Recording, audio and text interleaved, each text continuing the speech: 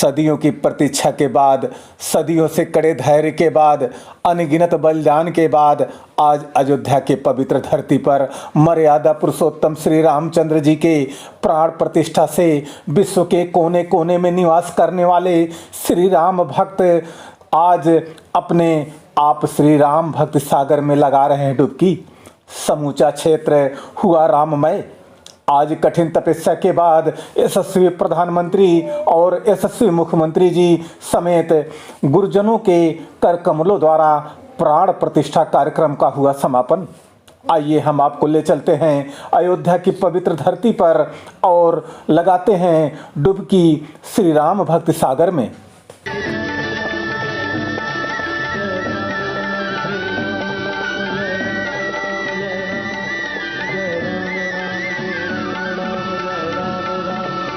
जय राम राम जय राम राम श्री राम जय राम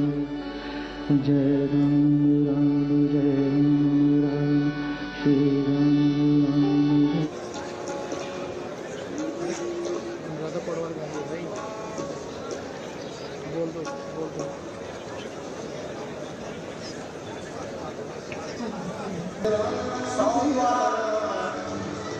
तदनुसार 22 जनवरी 2024 राम जन्मभूमि स्थल पर आध्यात्म का ये देश जो आज विश्व गुरु बनने के पथ पर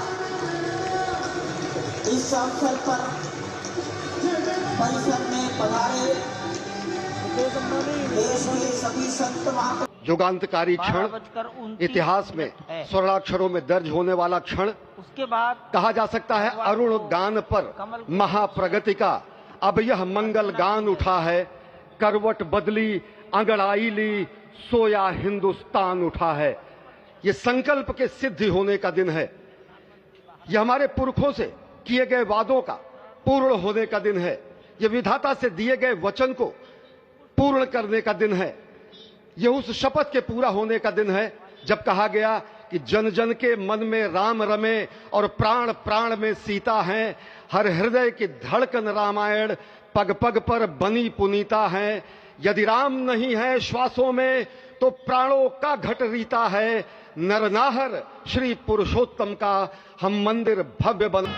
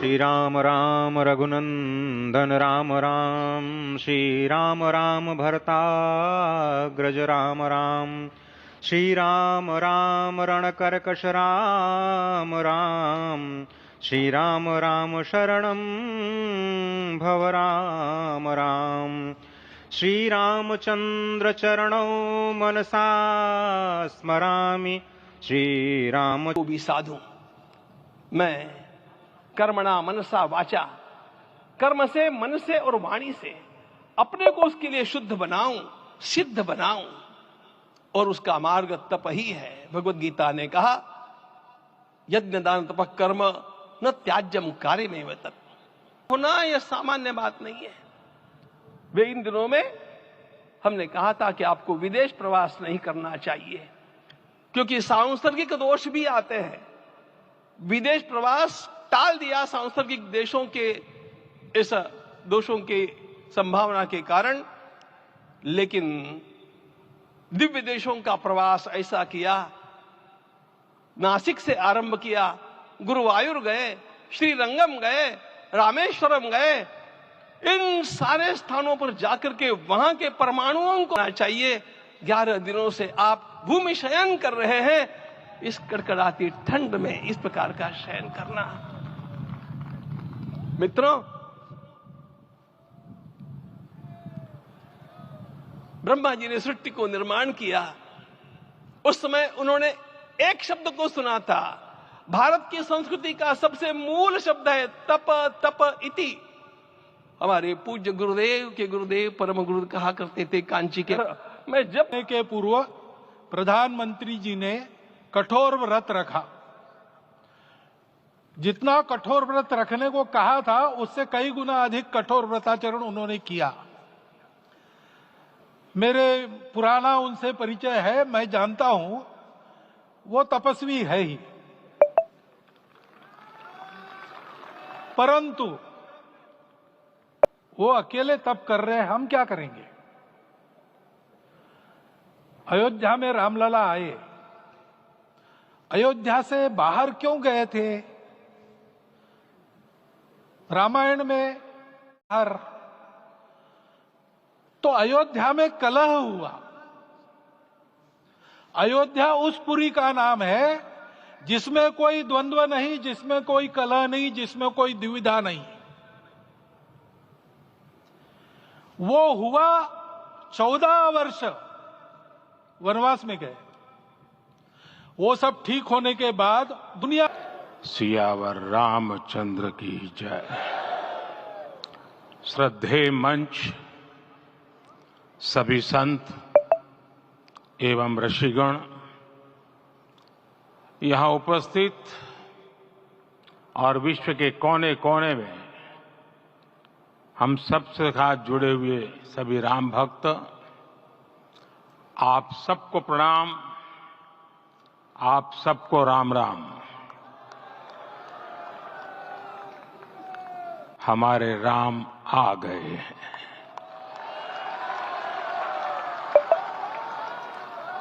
सदियों की प्रतीक्षा के बाद हमारे राम आ गए हैं।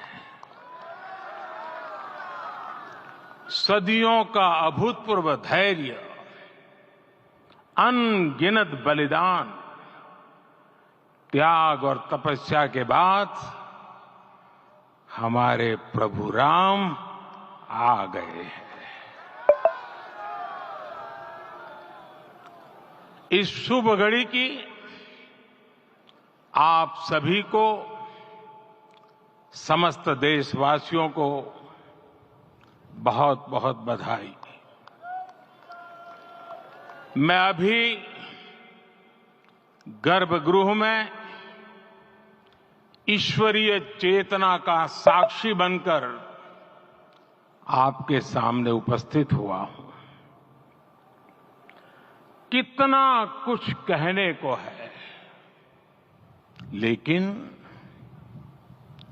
कंठ अवरुद्ध है। मेरा शरीर बंधित है, चित्त अभी भी उस पल में लीन है।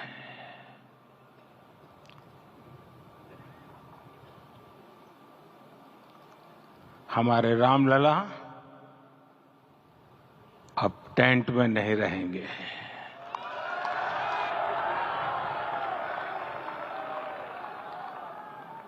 हमारे रामलला अब इस दिव्य मंदिर में रहेंगे।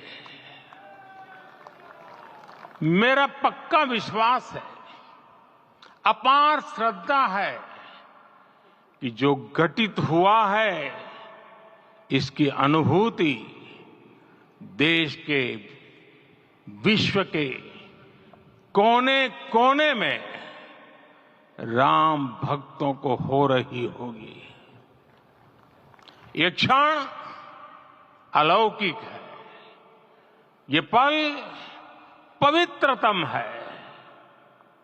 ये माहौल, ये वातावरण, ये ऊर्जा, ये घड़ी प्रभु श्री राम का हम सब पर आशीर्वाद है। 22 जनवरी 2024 का ये सूरज एक अद्भुत आभा लेकर आया है। 22 जनवरी 2024 ये कैलेंडर पर लिखी एक तारीख नहीं, ये एक नए काल चक्र का उद्गम है।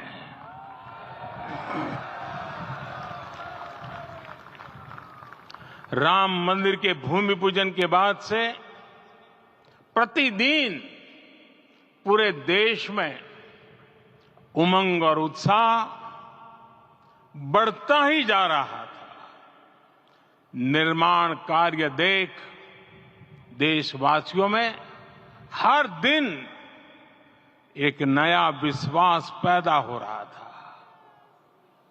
आज हमें सदियों के उस धैर्य की धरोहर मिली है। आज हमें श्री राम का मंदिर मिला है। गुलामी की मानसिकता को तोड़कर उठ खड़ा हो राष्ट्र। अतीत के हर दंश से हौसला लेता हुआ राष्ट्र ऐसे ही नव इतिहास का सृजन करता है। आज से 1000 साल बाद भी लोग आज की इस तारीख की, आज के इस पल की चर्चा करेंगे। और ये कितनी बड़ी राम कृपा है कि हम सब इस पल को जी रहे हैं, इसे साक्षात घटित होते देख रहे हैं। आज दिन दिशाएं दिगंत सब दिव्यता से परिपूर्ण है। ये समय सामान्य समय नहीं है। ये काल के चक्र पर सर्वकालिक शाही से अंकित हो रही अमिट स्मृति रेखाएं हैं। साथियों, हम सब जानते हैं कि जहां राम का काम होता है वहां पवन पुत्र हनुमान अवश्य विराजमान होते हैं। इसलिए मैं राम भक्त हनुमान और हनुमान गढ़ी को भी प्रणाम करता हूं। मैं माता जानकी, लक्ष्मण जी, भरत, शत्रुघ्न सबको नमन करता हूं। मैं पावन अयोध्यापुरी और पावन सरयू को भी प्रणाम से परिपूर्ण है। ये समय सामान्य समय नहीं है। ये काल के चक्र पर सर्वकालिक शाही से अंकित हो रही अमिट स्मृति रेखाएं हैं। साथियों, हम सब जानते हैं कि जहां राम का काम होता है वहां पवन पुत्र हनुमान अवश्य विराजमान होते हैं। इसलिए मैं राम भक्त हनुमान और हनुमान गढ़ी को भी प्रणाम करता हूं। मैं माता जानकी, लक्ष्मण जी, भरत, शत्रुघ्न सबको नमन करता हूं। मैं पावन अयोध्यापुरी और पावन सरयू को भी प्रणाम करता हूं। मैं इस पल दैवीय अनुभव कर रहा हूं कि जिनके आशीर्वाद से ये महान कार्य पूरा हुआ है।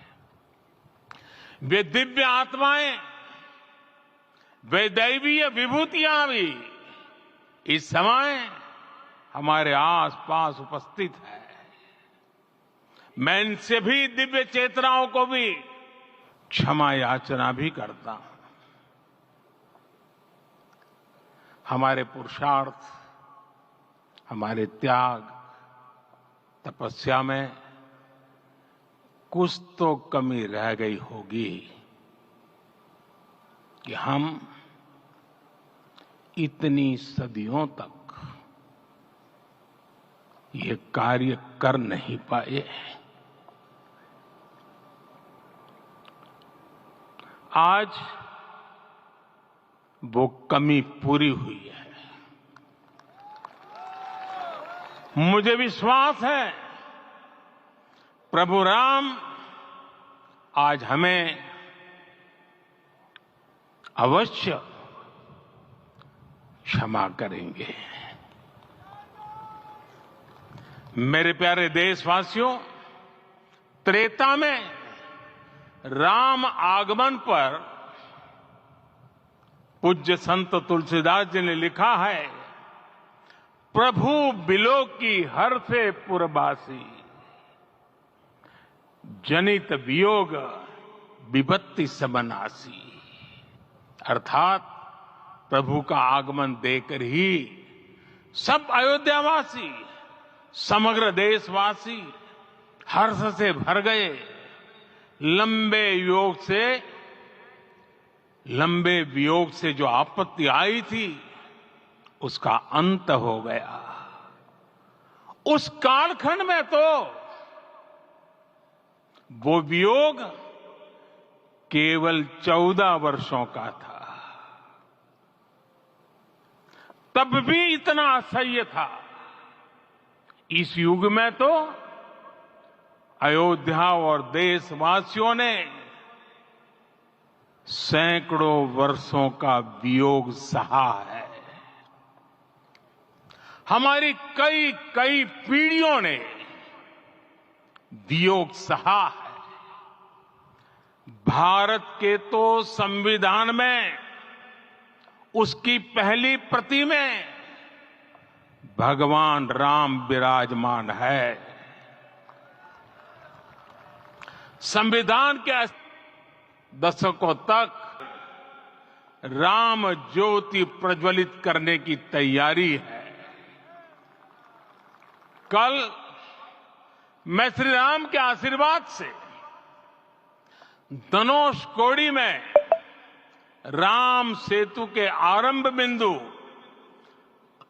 अरिचल मुनाई पर था। मैंने उन स्थानों का चरण स्पर्श करने का प्रयास किया जहां प्रभु राम के चरण पड़े थे। चाहे वो नासिक का पंचवटी धाम हो, केरला का पवित्र त्रिपायर मंदिर हो, आंध्र प्रदेश में लेपाक्षी हो, दर्शन करते रहे थे। और इसलिए मेरे प्यारे देशवासियों, आज अयोध्या भूमि हम सभी से, प्रत्येक राम भक्त से, प्रत्येक भारतीय से कुछ सवाल कर रही है। श्री राम का भव्य मंदिर तो बन गया, अब आगे क्या? सदियों का इंतजार तो खत्म हो गया, अब आगे क्या? आज के इस अवसर पर जो दैवीय आत्माएं हमें आशीर्वाद देने के लिए उपस्थित हुई हैं, हमें देख रही हैं, उन्हें क्या हम ऐसे ही विदा करेंगे? नहीं, कदापि नहीं। आज मैं पूरे पवित्र मन से महसूस कर रहा हूं कि काल चक्र बदल रहा है। ये सुखद संयोग हमारी पीढ़ी को एक कालजयी पथ के शिल्पकार के रूप में चुना गया है। 1000 वर्ष बाद की पीढ़ी राष्ट्र निर्माण के हमारे आज के कार्यों को याद करेगी। इसलिए मैं कहता हूं, यही समय है सही समय है। हमें आज से इस पवित्र समय से अगले 1000 साल के भारत की नींव रखनी है। मंदिर निर्माण से आगे बढ़कर अब हमें सभी देशवासी यही इस पल से समर्थ, सक्षम, भव्य, दिव्य